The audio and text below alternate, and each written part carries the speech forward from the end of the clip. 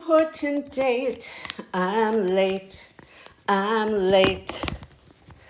because it's Monday and I have a case of the Mondays. Okay, let us get this going because hey, guess what? I have some singing bowls out today. And I thought we'd have a little bit of a sound moment. Hello. I'm just getting my power connected. So I thought we would talk a little bit about internal family systems and just like the whole experience of complexity so many of us are in, myself included, and play some music. Let's get into an environment, shall we? An extraordinary realm. The realm of fascia, the realm of connective tissue, the realm of connection, what it actually is. Hello, hi. Let me know that you can hear me. I have a very good time having bad luck with microphones. I don't know why. Do not know why. Okay, I need a little bit of lovin's. So I brought some, hi. So this is fascia. This is what your connective tissue looks like. And I have some singing bowls. Oh my goodness. Whew. What a Monday. Ravioli's here. Is it Ravioli the dog? Oh my goodness. I love you so much if it's Ravioli the dog.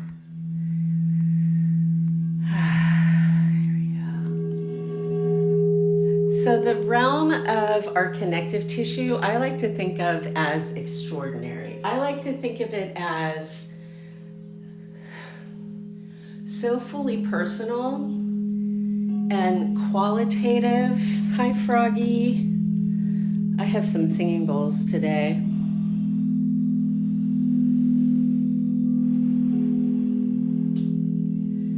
So our fascia, our connective tissue, is like the information superhighway for emotions, for pain, for pressure.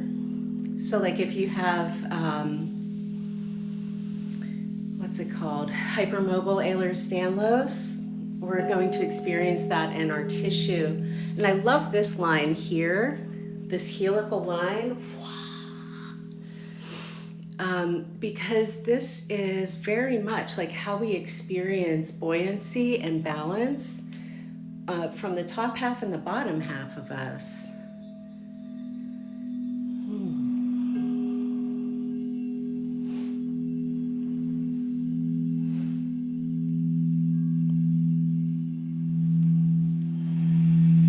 So Chinese medicine is fascinating in that it does not have a nervous system. Our acupuncturists don't learn about our nervous system. They learn about meridians and pathways and vessels and very much like how to subtly adjust the tension and flow in our tissues. And we can do that ourselves. So let's like hold this like in your mind. And then here is now like an actual environment. So this is called the inner landscape or the microcosm. Thank you for likes, Bianca. And it is so many things. From like a medical perspective, this is a fertility chart that looks at epigenetics through 3 ancestries. 1, 2, 3. We are water. We are. We're also lymph. So this whole inner landscape for us doesn't turn on until we get a belly button. And once we get a belly button, this activates. And I'm currently relating to it as like the vagus nerve is a wandering nerve. Thank you. That's from a previous life. I have like 3 pictures from that. But yeah, that was a fun day. Dynamic load. I like to say, trust the rigor, trust the rig, and then like just assume. Thank you so much. I feel very not good today. I'm having a sad panda day. Mandala loves cake. Oh, it feels like it's like the weight of sad. Do you ever feel like heavy with sad? I don't know why either. There was no like dream or anything, but I did say I was going to come on, and I want to talk about this inner landscape as an experience of qualia, but also a way to contemplate a system called internal family systems, which I am trained in, and it is a way of contemplating humans as, let me show it to you, through parts or parts work. So Richard Schwartz is the man who developed it. He's been using it for decades now. I like it because, first of all, there's no bad parts. So like the whole thing with shadow work, and we have to get connected into our shame and like feel really bad about it and then like pick it apart. No. Regulation doesn't work. If your model is off, it only exists in paper. Well, that's the whole problem with theory, including theoretical physics. So I'm very much into practice, practical, and also magical mysticals. And the Shen from Chinese medicine really help with that. So one way to contemplate these archetypes or these parts is as though they are just aspects of Shen or Shen themselves, whichever works best for you. The way that it shows up in a lot of Richard's work is, this looks like a record to me, right? Where we have like a practical, magical, mystical, motherfuckers. Magical mysticals, yeah. And that is, oh, you're a green fairy. Love it.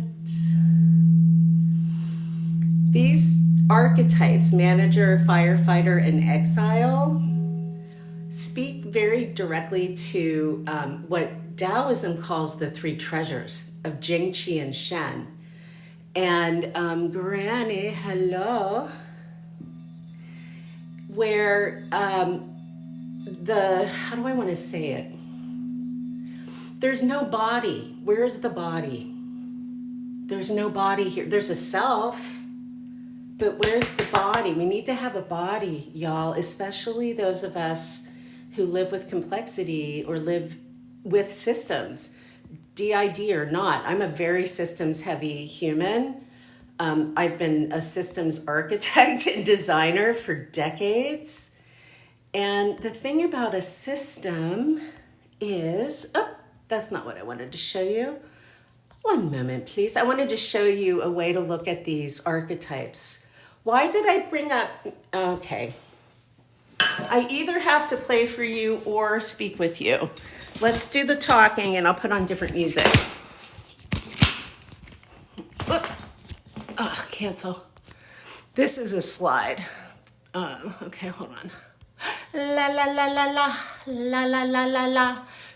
Three archetypes in internal family systems. That is not optimized for this screen size, but you can see the manager, firefighter, and exile. And they are, I've aligned them to different elements in alchemy, to earth, water, and fire. Obviously, firefighter is fire, right? But you know what I love about a firefighter concept is it can also be, you know how the firefighters are the ones who like also get the kittens out of the tree? Like, I'm never afraid when I see a firefighter. If I see a cop car, as a white human, I get a little butt pucker. So that so the manager and the firefighter in internal family systems is very much contemplated as like the aspect of us that's ready to go. But also like all the things that we have triggers around, conscious or not. My firefighter has been so active for so long, just from like personal health tragedies, that it's taken years, literal years, for me to calm that bish down enough that this manager can come forward. And the manager is, it can be the parts of us that are doing like, how shall I say, my performer, or what's the word? People pleasing can be an aspect of manager, but the manager is also like the parts of us that are planning and just like understanding. When I run it in a situation, ooh, tell me about that, Marion. When I run it in a situation. Exiles are all the parts of us that were ever neglected or bullied. And I think my sad panda today is I've been contemplating like how I can bring this forward in I'm doing a workshop in a couple weeks. Oh, I have to say that I'm talking about myself. I would get in trouble. Tell me about this situation. I'm not entirely sure what you mean by that.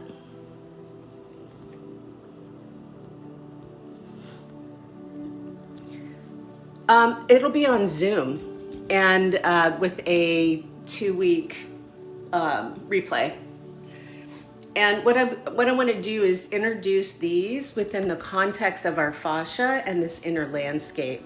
But I'm not going to force you to come to a workshop to see it. So this is our fascia. This is one way to contemplate our fascia. Our connective tissue is as big, long bands that connect us from head to toe. And what's really fucking fascinating is in dissection, our connective tissue doesn't really exist similarly to like the way in a dissection you can look at a muscle as a discrete thing or even an organ as a discrete thing. Our connective tissue, one of my teachers used to call it the fuzz. Okay, this is kind of creepy, but it's right underneath our skin. Our connective tissue, y'all, is an organ. It is a sense organ. There are humans on the planet studying fascia as a sense organ, but it is also where everything is located. So we have fascia that surrounds all of our nerves.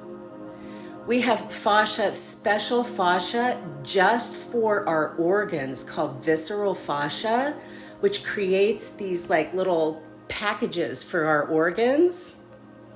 We have a whole kind of fascia called parietal fascia that creates these cavities. Our parietal fascia, skin rolling, yes. This is the like the outward bound of the manager experience, and from an internal family systems metaphor, somatic perspective, where parietal fascia, it goes with our parietal lobe as well in our brain. It's where we experience boundaries. But in our body, do you see how it creates these literal cavities, these spaces? When the fascia is doing the responses to the tragedy, the trauma, the complexity of the trauma, the neurodivergence, the who the fuck, blah, blah, blah. When that's happening, our fascia is very much like the string section in an orchestra, where as the violins and violas and everything are playing, you're getting these amazing sounds that go through, and it occurs through vibration. Stimulates cymatics. Oh, I love that. Yes. And when you and I have a life, okay, yes, cymatics in the body, I love that. I think I have something that we can look at it like that. Cymatics, just for folks if you're not already aware, cymatics is a way to visualize sound waves. Our fascia CV is a fucking matrix. It's called the extracellular matrix. And I love thinking about it like Indra's net. There's a legend in, I think it's Veda, the Vedas from India. I learned it through Buddhism. My mother also taught me about Indra's net, which is a very wonderful, kind way to contemplate something like karma, in that the thinking and the story is that the universe has this web, this interconnected web, and all of the nodes and the facets on the web are themselves reflective of everything else. So if you do one thing over here, it's reflected in the whole architecture of Indra's net. That is, weirdly enough, actually how like algorithm works technically, but it's also how our like cognition and metacognition work, like when they're working. It's very Buckminster Fuller. So when we talk about escaping the matrix, maybe the matrix of mind, but the matrix of body, y'all, this architecture of fascia is visualized like a fucking cartoon. I love this, where these different Shen, these entities, they are the helpful humans of Chinese medicine. They are aspects of us that are so personal and so qualitative that the ancients were like, we're not going to assign anything to it beyond the metaphor or the aspect of it. And when we're looking at Shen in this frame, these are the Shen that help us with our body systems, with our experience of inheritance, like trauma, and very much, if you see this right here, the hypogastric plexus, which is a very fancy term. We have a whole bundle of cells way back by our spine that are primarily responsible for all of our digestion and the way we experience fertility. And the ancients genuinely located the seat of soma, like our inner body ground, in that plexus. And when this plexus, a plexus is very much, it's like a little black box, you can imagine. We'll make this a plexus. This book is a plexus, where a whole bunch of nerves go in, and then something magical is going on. They kind of get organized, and more targeted or specialized nerves come out. So we have one in our low gut. This is personally for me the abyss. But it's also like where you get excited, and very much where we're doing the Tantra. Do you see how our gut is shown to us as a goddamn ox herd? That's a water buffalo. So if you think about like the exile part from internal family systems as not having a certain relationship here on the inside of us, and if we can start to create bridges, it's been my experience as a client and also as a guide. How do I want to say it?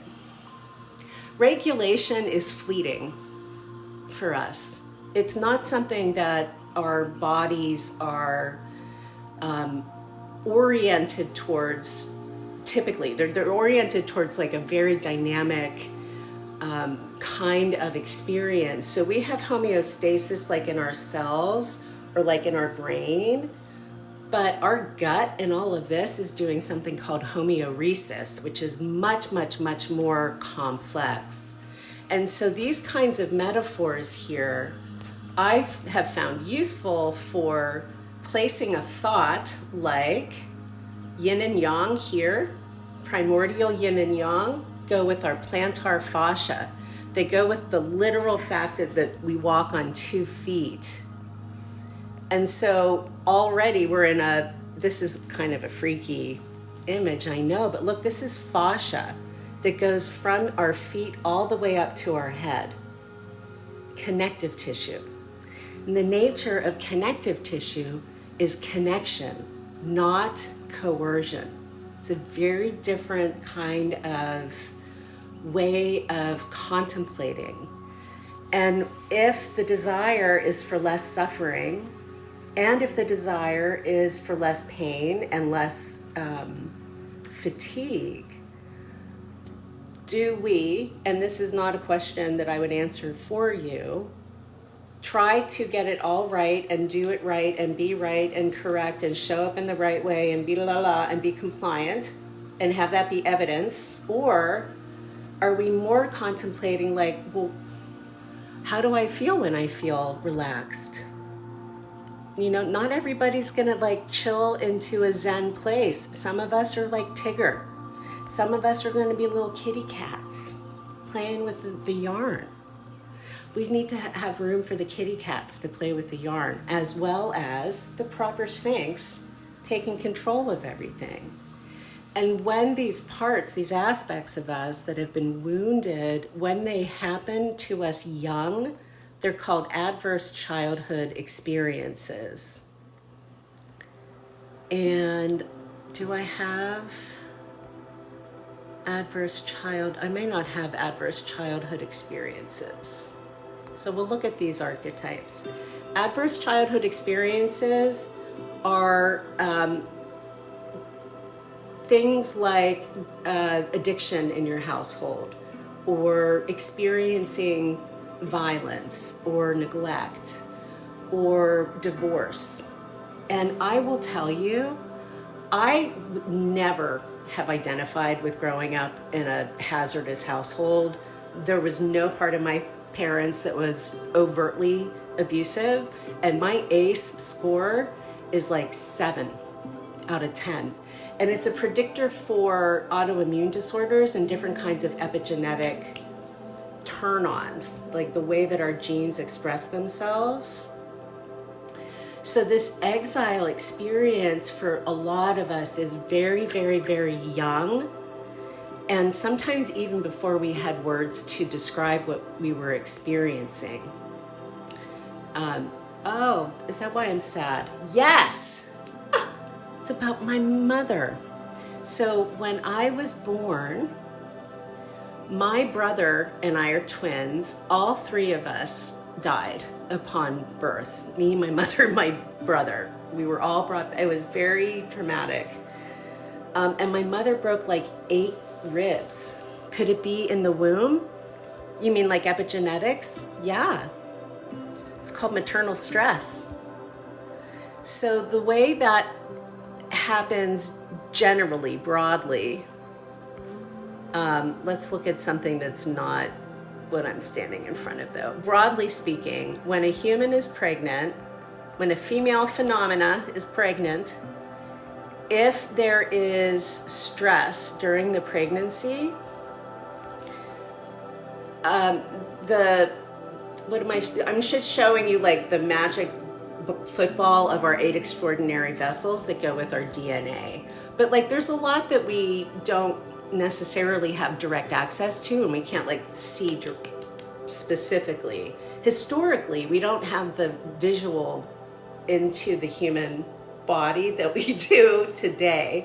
Historically, you would have to just like contemplate it. Yay! Thank you. I'm so glad you're coming. I'm just sort of like talking right now, so please do not infer that the workshop is going to be this wiggly.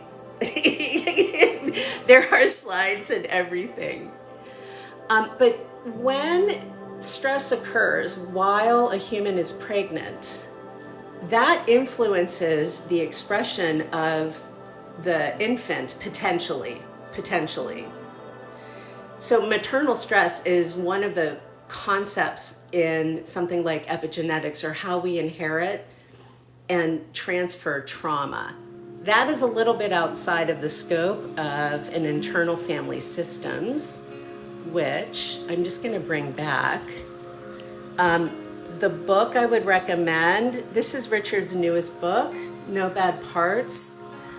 My primary issue, well, besides the fact that everything in the medical model is problematic just because of colonization, he doesn't have a body. So we are often brought into these frameworks with the psyche being the primary contemplation, which makes sense because these are psychological models. But I can't speak for you. When I'm dissociated, if I'm slightly dissociated, I can tell you what's going on in my environment just fine. I can have a whole conversation with you and not be here. The book, this is called No Bad Parts. Yeah, I think I have a copy of it.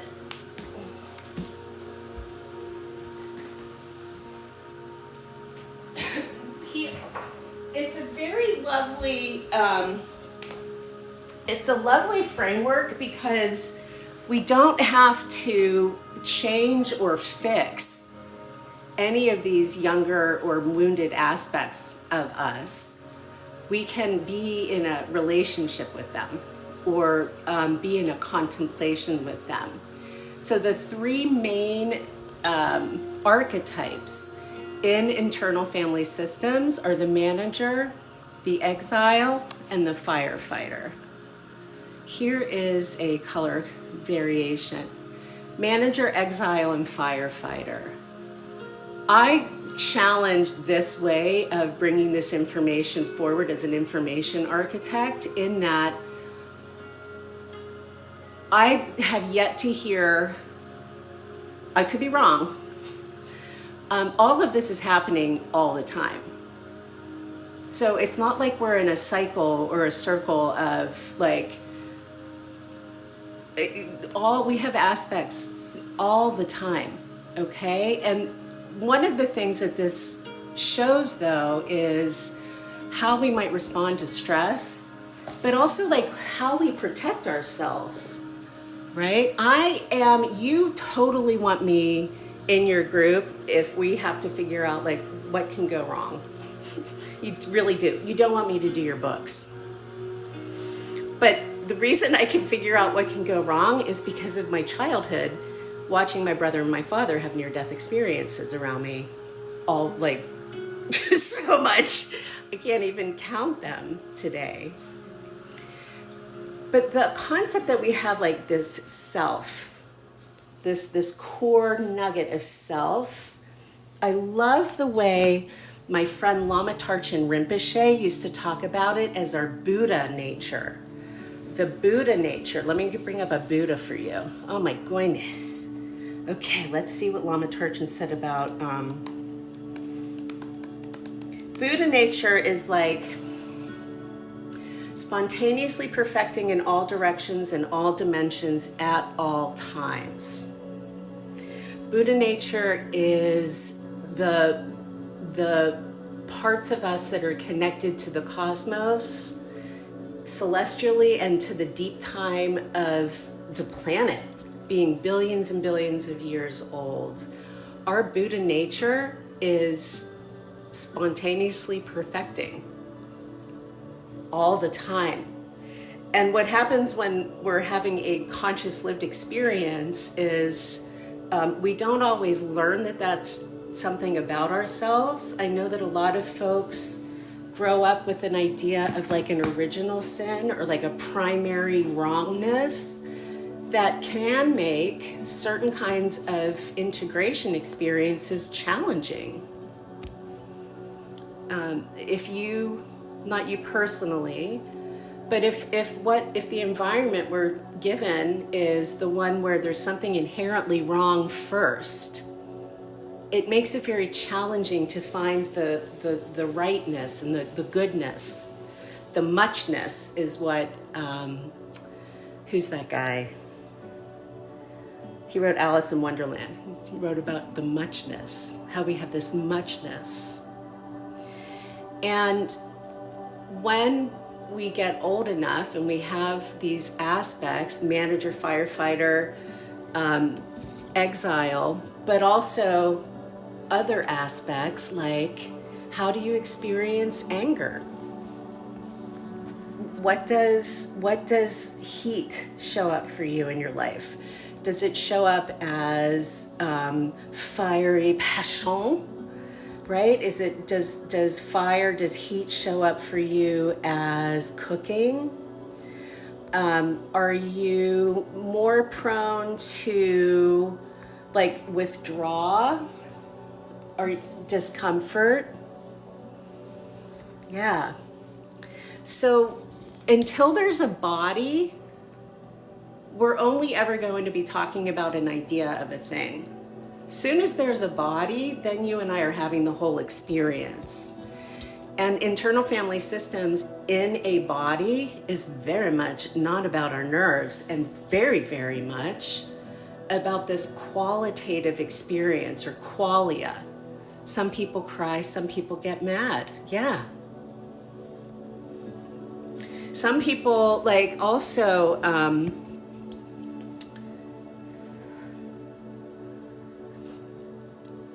that's good enough. Yeah, very much. Do you see how that's a stoplight and that's a medicine wheel? Anything that's like medical model, nervous system regulation, regulate your nervous system, regulate your vagus nerve, is going to guide us immediately into a hierarchy where we are either in or out of regulation. Whether or not you're hyper, however aroused you are from that contemplation, you are either regulated or not. And it can create a kind of like self-surveillance where we're surveilling each other rather than understanding or being curious about these experiences. One isn't right or wrong. It has been my experience, though, the more you are either in or out of regulation, the more evidence you have to provide. Whereas if we're going to resonate, and we're going to contemplate, and we're going to go into the qualitative experiences, we can be in a little bit more of a conversation about it and a little bit less of a test. It's just a different lens. There's also a really big problem with how you and I are guided visually into concepts, in that there's very little standardization across these tools. So like, this is just a screenshot. These are all internal family systems. This is the only one that's like standard. And truly and for real, how you and I are given our symbolic language and the different colors and shapes associated with ideas influences how we learn them, and then also how we respond to those kinds of archetypes and symbols. It's called semiotics. And this is my biggest issue with a lot of this, is there's not a standard visual language, okay? So, yay, we can make our own visual language, but look at this one. This is like, it looks like somebody like dropped water on this person's head and it's all splashing out. Whereas this one looks like I'm going around in circles. That one could be a flow chart. Like which one is the right one for you and me? So I wrote a system, I designed a system based on this architecture and using Chinese medicine so that there are standard colors and shapes and frames so that you know when you're in a certain zone. Word triggers. So like the stop sign, stoplight is great for things like anything that might require a safe word, but also immediate feedback into like, how am I doing right now? Which one of these goes on top? The exile fight, like there's no, like it's ridiculous. We need to have like a whole, like a space for it, a place for it. And I personally just love this because it works for everybody. It works. We all have, I guarantee you, 100%, as long as you're human, you have a spine and a brain. And as a mirror, like into our lived experience, we also now can look at, here's like where the firefighter would be. She's doing repair. Look at this little, look at your fucking child. Your inner child is right there. You don't have it. It's exactly precisely where our heart is. Up here, this is called the crystal palace, right here in the center. So just like we have a nerve plexus in our gut that's doing like all the digestion and shit, yes. We have a cardiac plexus that is the autonomic response mechanism and like organizing principle of all cardiac and pulmonary responses to stress. There's a literal fucking location in our body. And it is never discussed as being dominant, the same way that the polyvagal theory and nervous system regulation brings us into this hierarchy. This we have to be at the top of the ladder in order to be successful. What if I can't walk? After I had my stroke, I couldn't fucking walk. How am I supposed to, like, hello? But also, our bodies are not organized through hierarchy. Not in this way. Our bodies are organized much more like taxonomy or like an orchestra, where we have aspects and parts that come forward, recede, act, do less, however, based on whatever's going on. So this is like chronic fatigue syndrome. Look at all this shit. What is that I don't even know? Why do I have serotonin up here? That's not what I wanted to show you.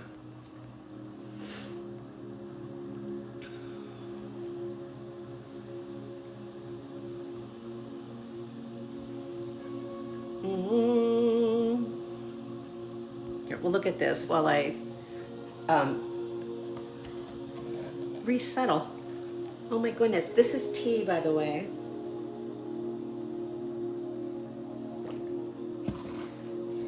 So one of the things that Richard says is that it is the nature of our mind to be subdivided.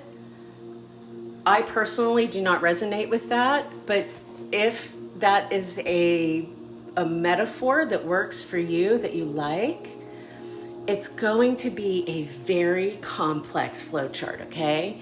It is going to, your mind, if your mind is subdivided and it has all these aspects, it's going to be happening the way like large enterprises interface and interact with each other.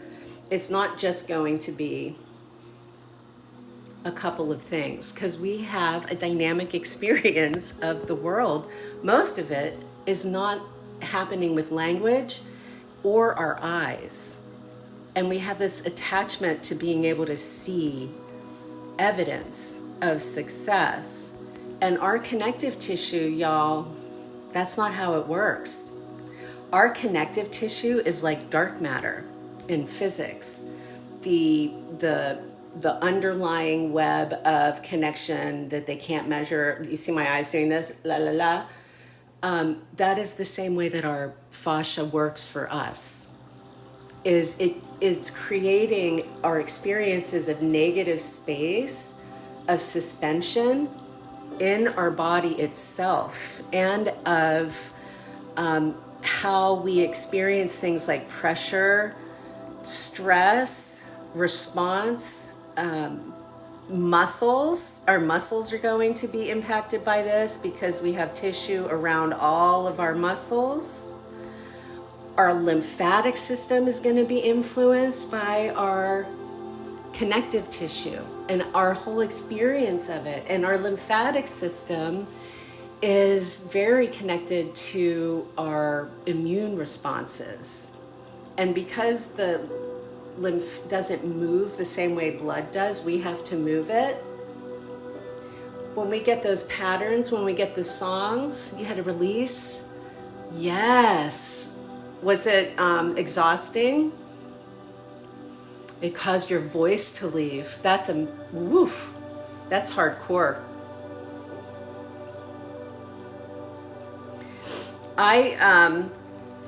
Those kinds of like cathartic moments are so powerful.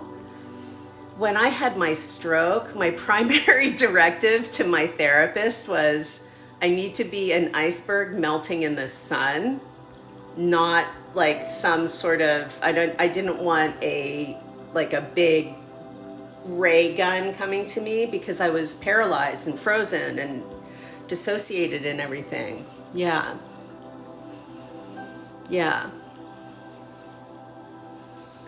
Oh, my back.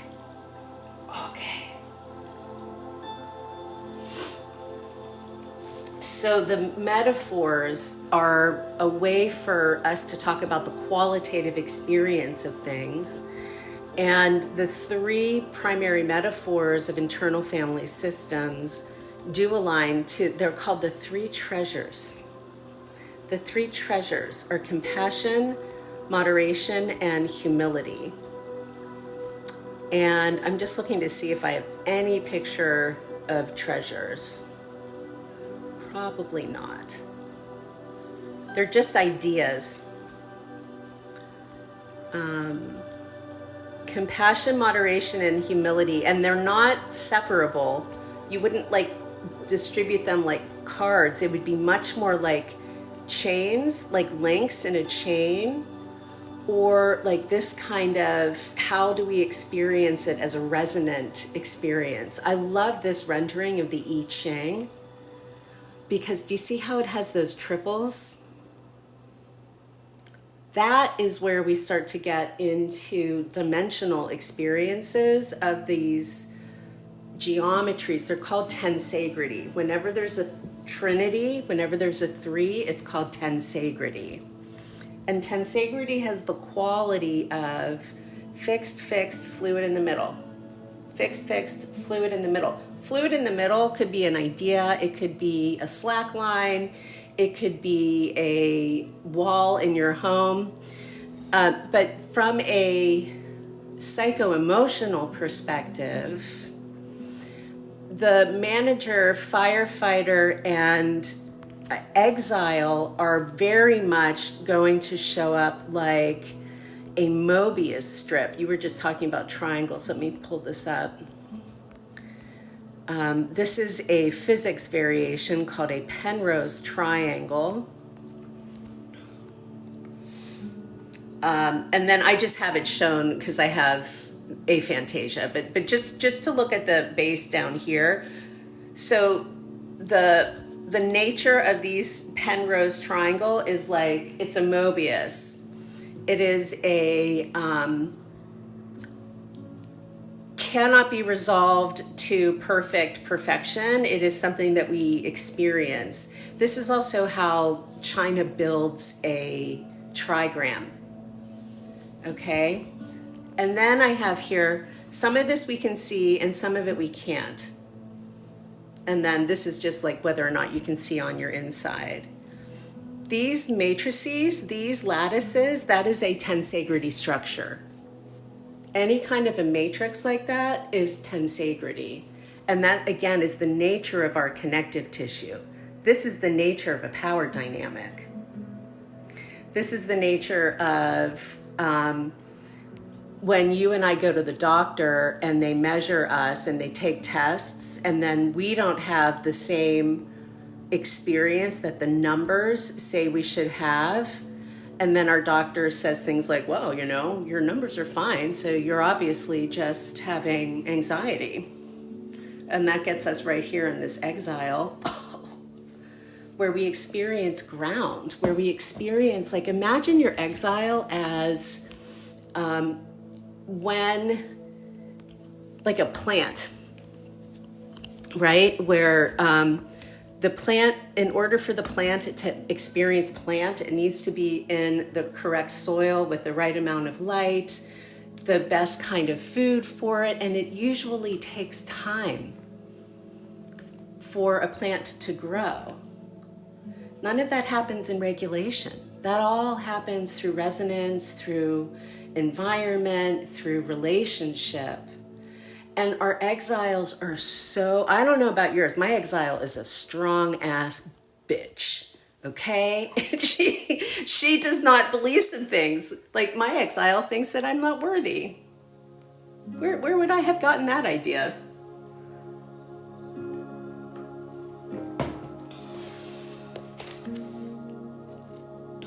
So let me just see.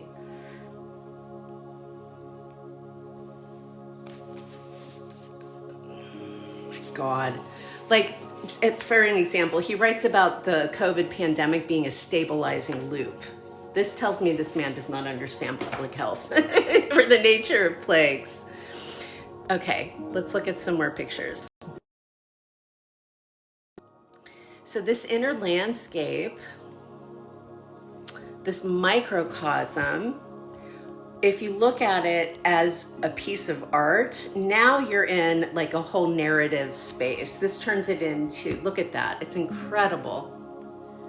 This is all open source, by the way. So there are free bundles up there for you to download, and there's also a couple media libraries for lessons. Also come to my thing in 2 weeks. This is called the gate of life right here. Can you see how that's like your spine? This is our spinal fluid. This is right where your kidneys are. And that is fight, flight, freeze, freak out, holy shit, oh my God.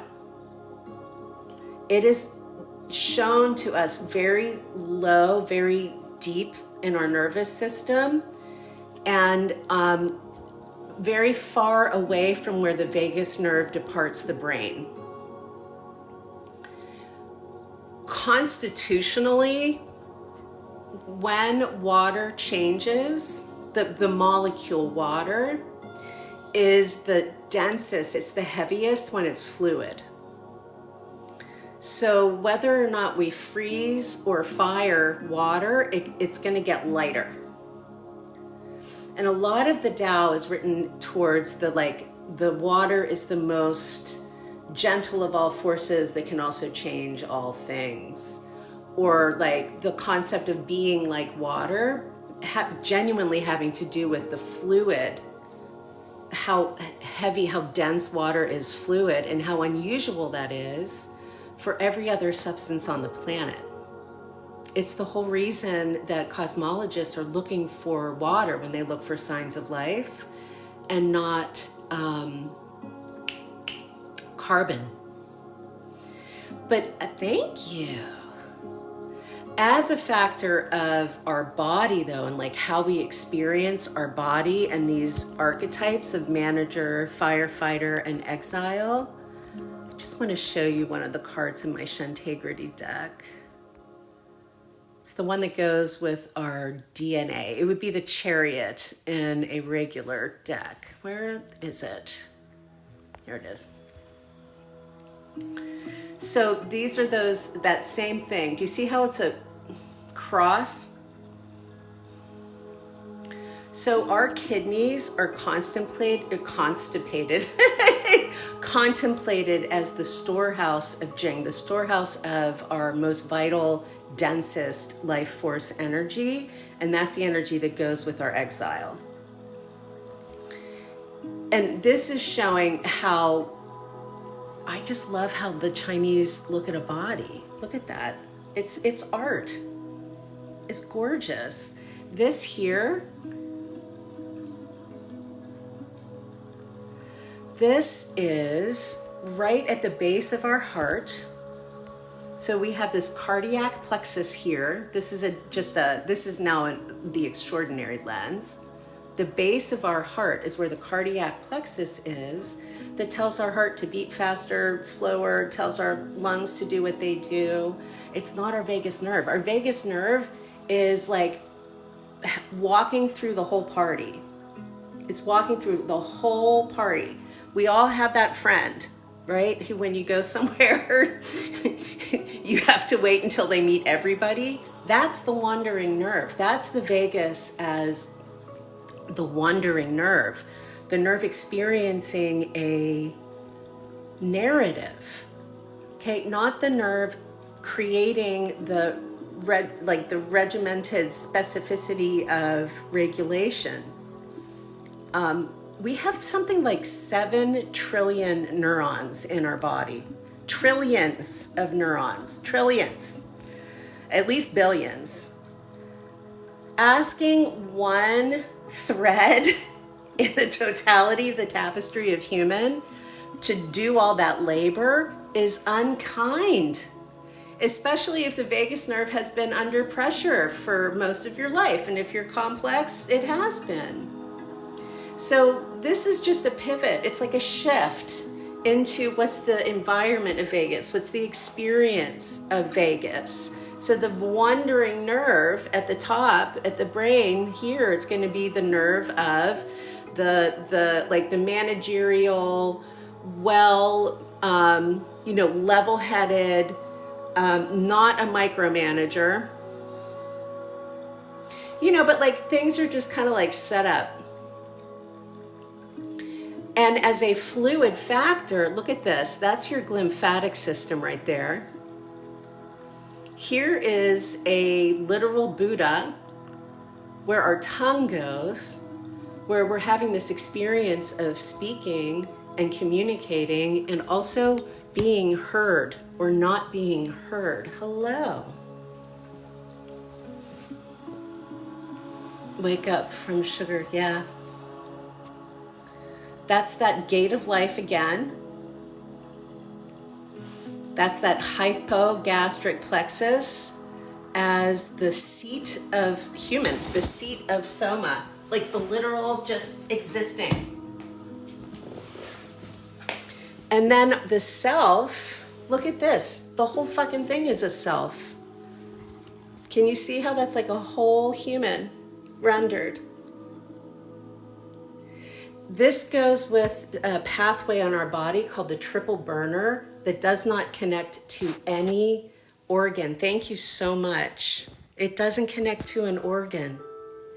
The triple burner connects to our pericardium, the sacred ball sack of love. Sacred ball sack of love. Oh my goodness. Such that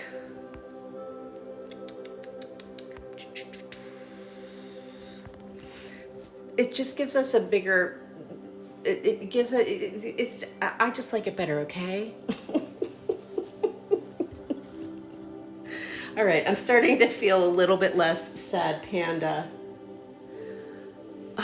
I don't mind being sad when I'm like aware of the why, but just to wake up with like the weight of sad was not a very fun way to start my day. Oh my goodness me. So the more we try to regulate, the more stress we put on the one thread. When we're resonating or contemplating narrative, then we're in an environment, we're in a more dynamic, a more complex, much more systems-oriented frame. And what Richard is doing with internal family systems is precisely that, systems. Different and distinct from something like dissociative identity disorder, or I have a dissociative reality, much more like, how do I want to say? The metaphors are the archetype, and then the Shen are like however we actually fucking experience it.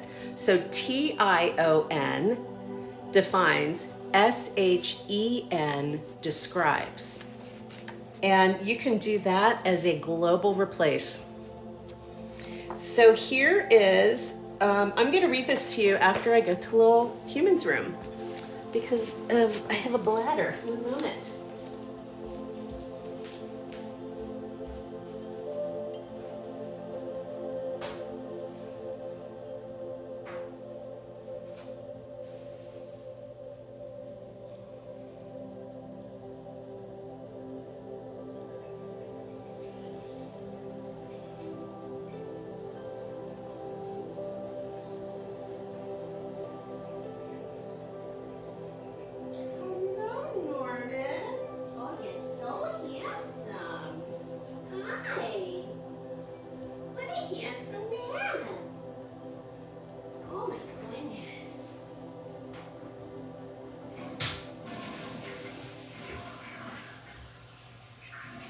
Oh my goodness, Mr. Norman, you want to say hi?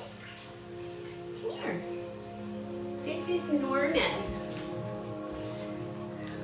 A global replace, yeah, from Tion to Shen, where Tion is the ordinary, measurable dictionary definition, and Shen is the qualitative, the personal, the first person lived experience.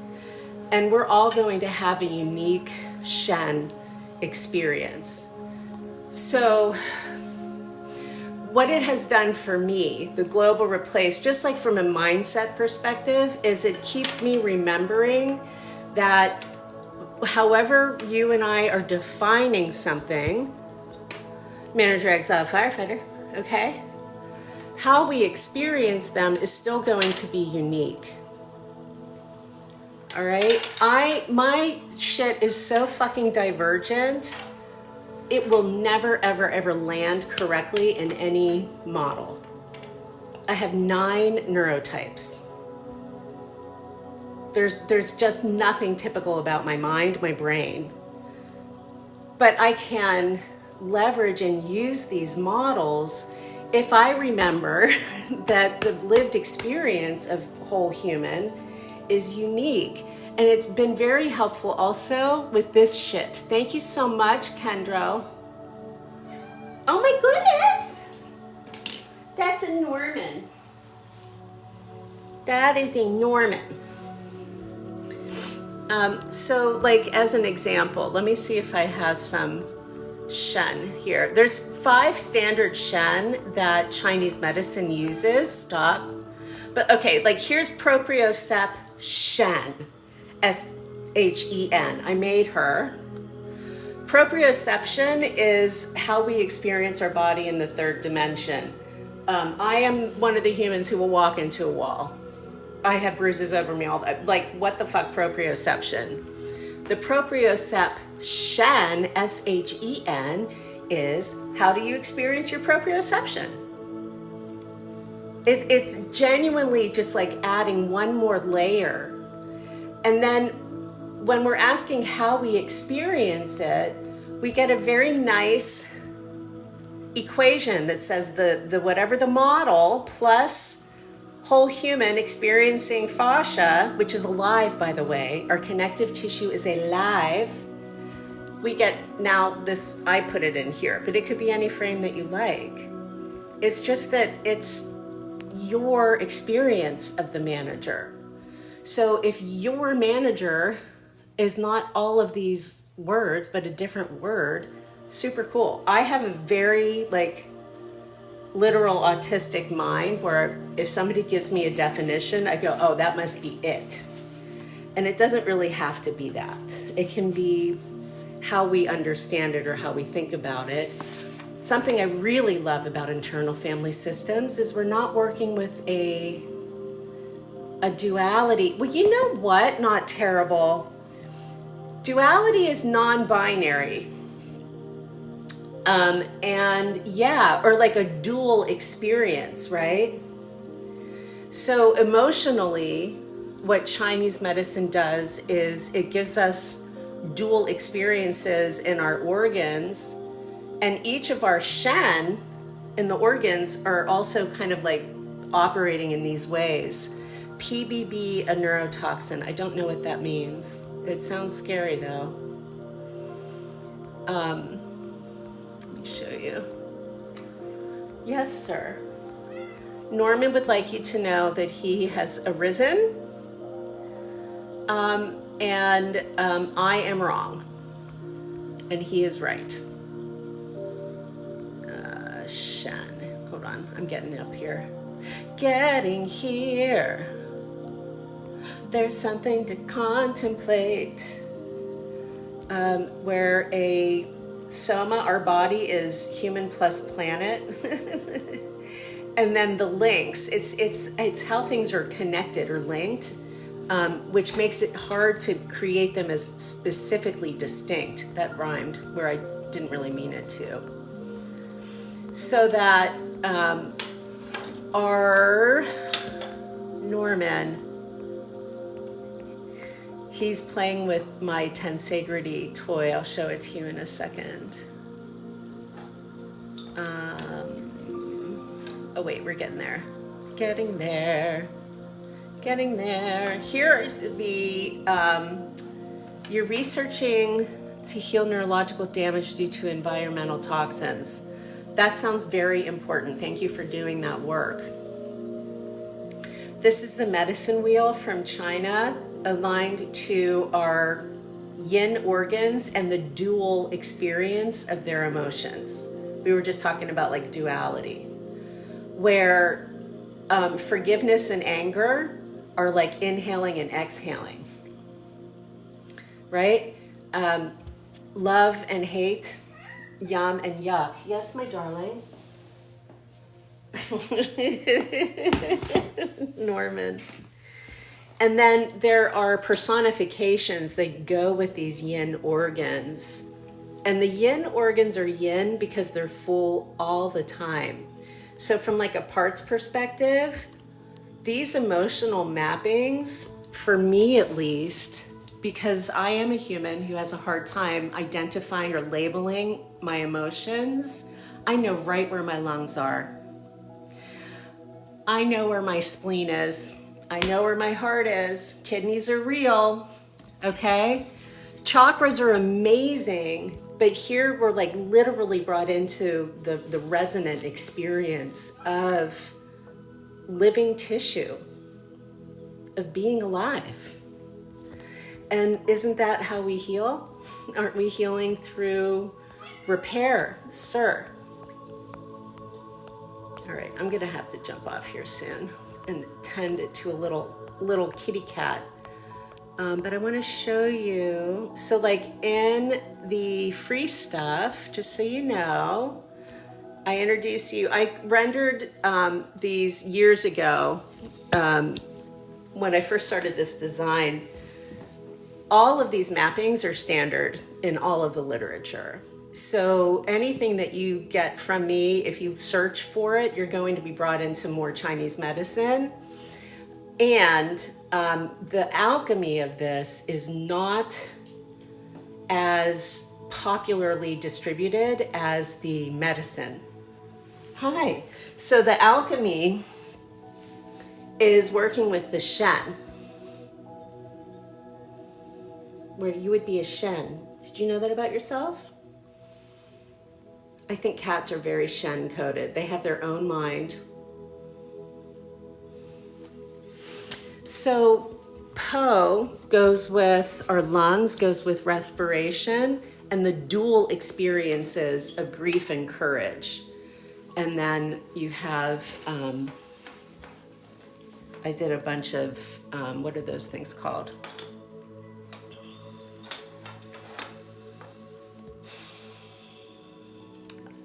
Flashcards. Forgetting my words today. Is it time? Okay. I'm going to jump off. I'll be back later. I have to go do a bunch of things. Live long and prosper. Come in a couple weeks. Bye.